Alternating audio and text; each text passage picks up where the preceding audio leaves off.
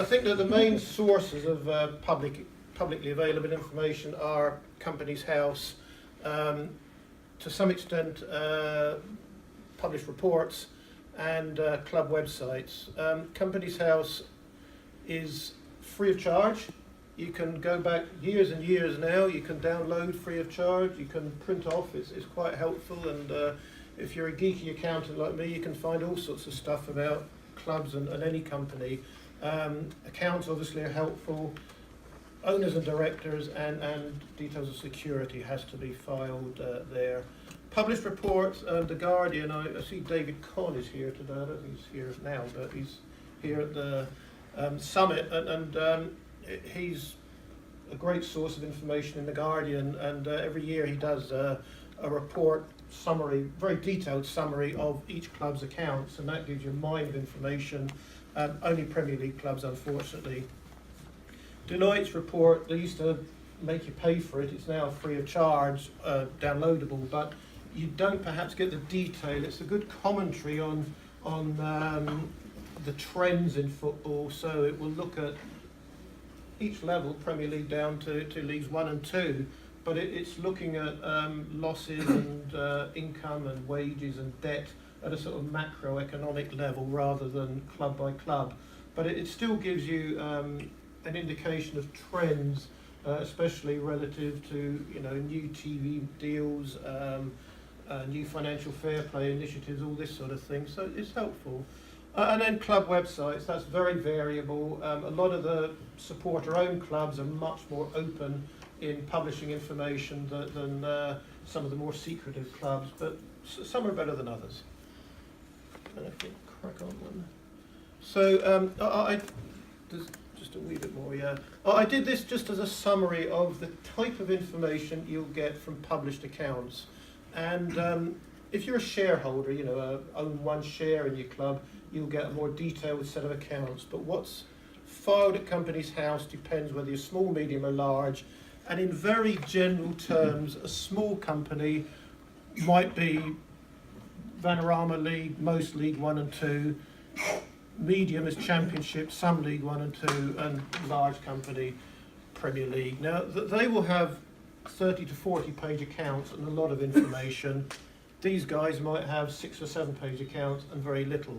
I'll give you a few ideas as to how you can sort of read between the lines, but that's the benchmark. And there is actually a micro level as well for, I think it's companies that are under 600,000 income and fewer than 10 staff and under 300,000 of assets. So you might find that clubs further down the National League produce these micro accounts that tell you nothing really.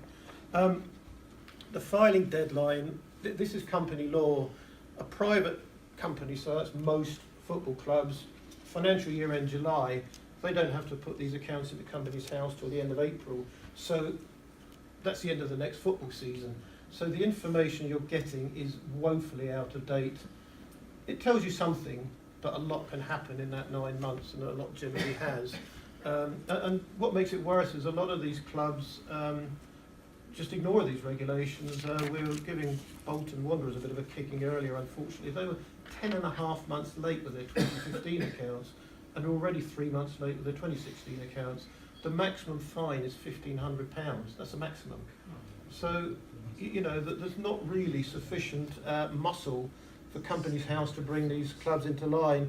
And the leagues are very hands-off, and one of the issues that James Matthew and I were discussing earlier, talking about regulatory reform within the game, is that really the regulatory body should be saying, if you breach company law requirements as well, impose sanctions and bring these clubs into line, because there's many reasons why clubs like Bolton, who are in a difficult financial situation, forget about the supporters, their suppliers are entitled to know what their financial position is, and that's why these laws exist, and they're being flouted, and no one's really got the muscle to try and bring them into line.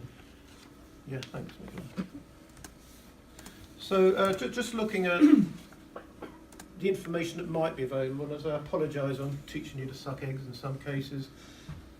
If your club has a profit and loss account and the smaller ones won't, if it does, you'll see that it summarises for the last 2 years income, costs, player trading, which is a separate disclosure, for this year and last year, and whether the club's making a profit or loss. What's interesting, I think, if you build up a picture over a number of years, and the research we do into clubs that are becoming supporter owned, it's nice just to build up a pattern. You know, is the club loss making over a period of years? Is it profit making? Are there real sort of peaks and troughs? Sometimes you can look at it in the context of promotion or relegation, or has the club been in Europe, or has there been some sort of windfall? Have they sold a player for £1 million that's transformed their fortunes, and then they've allowed themselves to run away with their finances? The player trading, because it's shown separately, will show you exceptional items. So for smaller clubs, it seems nowadays that clubs League 2 and below, it's nearly all free transfers. You don't get a lot of activity, but every so often you see a massive £500,000 sale because they've had a windfall of managing to offload one of their players. But as I say, it's nice to use this information just to build up a pattern over time, because you will find it tells you a little bit about how they run the club. Then click on one. So the next one is balance sheet. Again, building up a picture over a period, shows assets, liabilities, equity, which is share capital invested, and reserves, which is accumulated profits or losses for the last 2 years. But look at it over a period and a pattern emerges. If the club's liabilities are greater than its assets, it's got brackets round it, and that's generally a bad thing. If it's the other way around, it's slightly better. If it's got net current liabilities, that tends to suggest that the liabilities are repayable very soon, so it's an even worse thing. If the club's debts are long-term, that's better, especially if it owns its stadium, because it might be that they've built a new stand and they borrowed against it, and if it's repayable over 20 years, that's better than being repayable in the next 12 months. So, you know, just trying to sort of read between the lines of these things, that there are occasionally notes supporting it that will give you an insight into what these numbers mean, rather than it just being a lump sum on the balance sheet. Then the movement on reserves, if it doesn't have a profit and loss account, you can tell by taking this year away from last year whether it's made a profit or made a loss. When you do that over a couple of years, you'll get a feel for it. And then the last one, share capital, if that's going up every year, it tells you the owner's putting money in.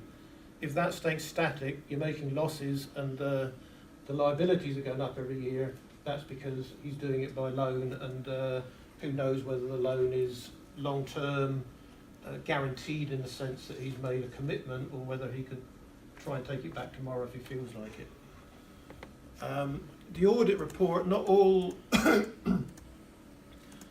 clubs are now subject to audit, the smaller ones aren't, but if they are, you can either have a clean report, which is a page full of bland waffle, a qualification, which is a bad thing, where they're expressing serious doubt about the club, or an emphasis of matter, which is halfway between the two, where they're drawing your attention to something that might be a matter of concern, but it's not necessarily disastrous. The issues tend to be going concern status, which is the club going to survive the next 12 months, which is pretty damn serious. It might be phrased slightly more politely, where the owner or the lender has equivocated about his level of support. I think Coventry's a good example there. You know, they can't guarantee it, so there's an element of doubt. Or if proper accounting records haven't been kept, that's where the auditors haven't got a clue whether these figures are right or not, so they just can't work it out. The notes where they exist tend to be the most informative, but I've asterisked the ones where, for small and medium-sized companies, you just might not have this level of disclosure.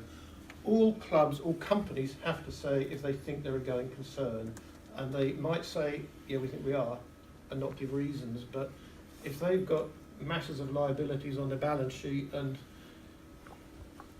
there's, you know, that they've been making losses, there's got to be questions about their survival. So they've actually got to be able to say, and the owner has indicated that he will continue his support, or in the absence of something like that, then clearly there have to be question marks being asked about whether it can continue without something painful happening. The sources of income are interesting. Again, if it's disclosed, you see patterns. You know, is there a cup run where suddenly there's been masses of gate money and TV money because you played away at Man U, something like that. You might see a correlation between wages and income where the club was in a higher division a couple of years ago and the wages were higher, it's dropped down. If there is a correlation, that's good. If there's a clash, then that's worrying. If the wages are 110% of turnover, that's a bad thing. Bigger companies will disclose directors' remuneration, and there's some pretty eye-watering amounts being paid nowadays, so take a deep breath before you read that note. Debt, I've talked about before. It's interesting to know, is it secured? Is it secured on the stadium? Secured on future TV money if applicable? Is it repayable on demand over 5, 10, 20 years? Related party tends to be related to the owner or the directors. So it can be quite trivial stuff. It can be that the chairman's printing company knocks out the programme for you, or it can be in cases like the clubs we were talking to this morning, where huge amounts of money are being paid to the owners' companies, either as loans or for services of some sort, and that can be both interesting and slightly demoralising. Bearing in mind that these accounts are often 6 or 9 months after the year end, they have to disclose post-balance sheet events, so anything of significance has happened. It might be you bought or sold a player, it might be you've refinanced the company, it might be a change of ownership. It will tell you a lot about what's happened in the period since the accounts the date the accounts are made up to. And intangible assets, that just tells you the value of the players that we bought and haven't yet sold. So for smaller companies that may not be of that much significance. For Premier League clubs, they're pretty big figures at the moment. So that's all I have to say about accounts. Companies House, I say, is a separate tab on the front page for charges or security, and that can be especially interesting when it seems to be more and more the case where a lot of lenders to football clubs aren't mainstream. You know, if you're borrowing from Barclays or RBS, great. Clubs we've been looking at for the regulatory reform paper we've been doing are borrowing from Bahrain and Cayman Islands and Hong Kong and places like that. Then it's interesting on the one hand, but as I say, it's slightly unnerving. You think, you know, Barclays, your borrower's in default, they're going to sort of manage the process. Somebody out in Bahrain, if their borrower defaults, are they going to have any qualms about being hard-nosed with a football club? It might be a great institution over here, but you wonder whether they care. They're going to be pretty hard-nosed about getting their money back. We know that if the debt shown as outstanding, it is, because once the debt is repaid and the security is released, then that gets filed and it's evidenced to Companies House. The last couple of slides, ownership, 3 realistic sources of information. The leagues do require clubs to disclose who the ultimate owner is. It's not always disclosed as fully as we would like it to, but they have an obligation, and if they aren't disclosing it properly, supporters should bring it to the attention of the leagues, because that they really ought to be. The accounts should disclose the ultimate controlling party. It might not disclose all the various chains through the tax havens, but it should say that the ultimate guy is Mr. So-and-so.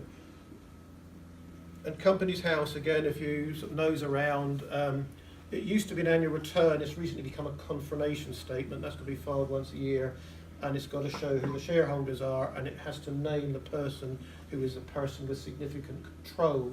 And again, that is now a separate tab on Companies House. A couple of clubs, and they shouldn't do this, say, we don't know, or there is no one, or something like that, when there clearly is. So again, if they're not meeting their obligations, supporters should challenge clubs and Companies House about this, because it's mandatory information. And these now, I suppose, get to areas that are a bit vaguer, but I think there's a lot of work can be done. The leagues do require clubs to jump through some hoops, not necessarily enough, to demonstrate financial compliance. Are they up to date with HMRC? Are they up to date with paying their wages? Are they up to date with paying football creditors, which is transfer fees and all the rest of it?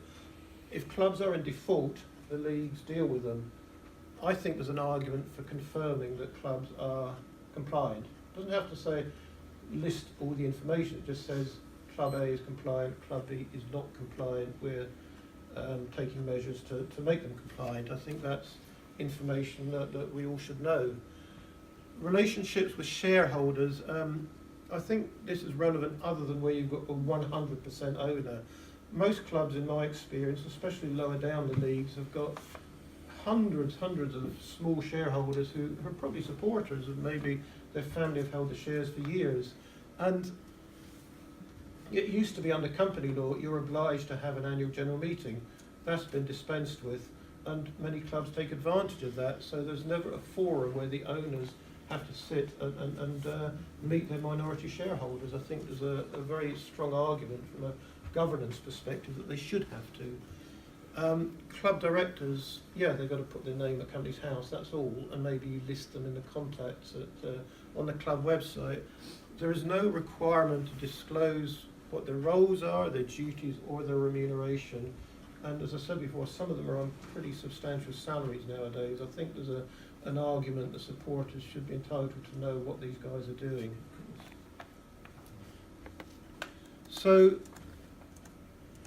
at Supporters Direct, we've been talking to the bodies to try and recommend enhanced disclosure, and these are some of the things that I think would make for more meaningful information being distributed to supporters. And I don't think there's a persuasive argument for it not to happen. The leagues require accounts to be filed with them sooner than they are with Company's House. So the clubs have to do them. So they should publish them as soon as they have to be with the league, in my view. So that can be between 5 and 7 months. It should be mandatory for all clubs to put their accounts up on their website and to flag it so it's easy to find. There should be fuller disclosure beyond the absolute minimum under company law. None of the stuff that I've run through is giving away trade secrets. It's helpful to supporters, it's transparent, and in my view it helps engage with supporters. Disclosure of directors' roles, duties and terms of employment, I think is clear. An absolute open disclosure of ownership structure, as I say, where it passes through 2 or 3 different tax havens. Let's know all the individual stages, and let's have some information about the intermediate companies. Are they up to their eyes in debt? We should know. This one-liner is all it needs to be from the FA or the leagues that yes, Club A is financially compliant, ticked all the boxes. Reintroduce either mandatory AGMs or an equivalent forum, and to the extent that clubs aren't compliant, there should be penalties, and we discussed this morning at we're talking about regulatory reform. Impose the penalties on the directors. If they don't file accounts, don't punish the club, punish the directors. They know what their responsibilities are, and if they keep not complying, bar them from being a director. Adam, the guy from Leighton Orient, said one thing that was wrong this morning, that once directors fill out this owners and directors test declaration, they never have to do it again. That's not true, they have to do it every year. So if a guy is a director or an owner and continues to flout league rules or company law, you're not a director anymore, you're barred from being a director of a football club. That would bring him into line pretty quickly, I think. And last tab is just a suggestion. What I've said before would be nice. It's going to take a few years to happen, but in the spirit, one would hope, of openness and a willingness to engage between clubs and supporters in structured dialogue, we can make some of these suggestions. That if there's no legal requirement for clubs to disclose this, why not produce more detailed accounts and put them on your website, regardless of what the exemptions are? Why not just communicate a bit more information? As I say, if you look on websites of a lot of the supporter-owned clubs, Portsmouth, Wimbledon, Newport, Exeter, Wickham as well, I think, they go far beyond the minimum. But why not? It's helpful. And put them on the website, as I say. And lastly, why not hold an AGM where supporters who are shareholders are invited to attend? Ultimately, I think it's mutually beneficial. It builds confidence.